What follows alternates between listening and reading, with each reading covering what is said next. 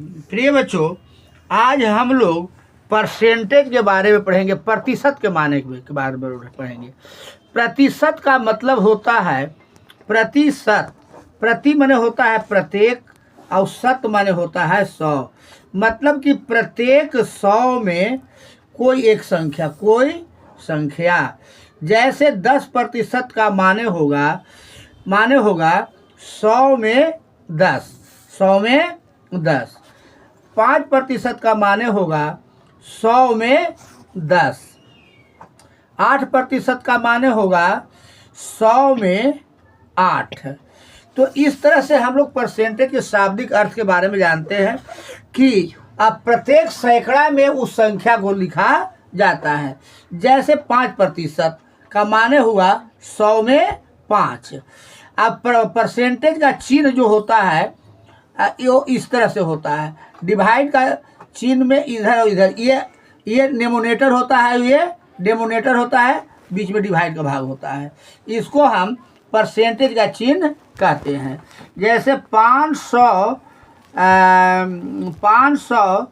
रुपया का 40% बराबर क्या होगा।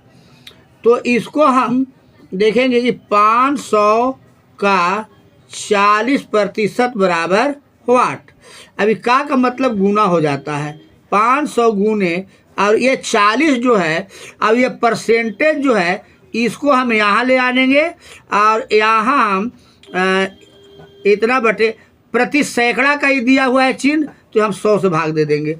ये 100 से इस भाग को भाग दे देंगे। 40 पचे 200, यानी कि 500 का 40% बराबर 200 रुपया होगा।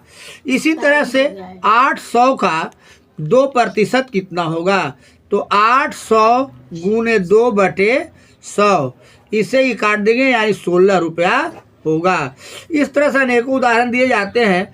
7500 का 5% कितना होगा, तो 7500 गुने का माने गुना और 5 ऊपर जाएगा और नीचे 100 आएगा। ये 2 जीरो से ये जीरो, 75 बजे 50, 25 के 5 हाथ में लगा 2, 7 बजे 35 और 2, 7 बजे 35 और 2 37, 375 रुपया होगा।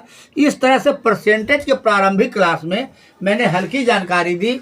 अब परसेंटेज के बारे में हम लोग आगे गहराई से अध्ययन करेंगे। बस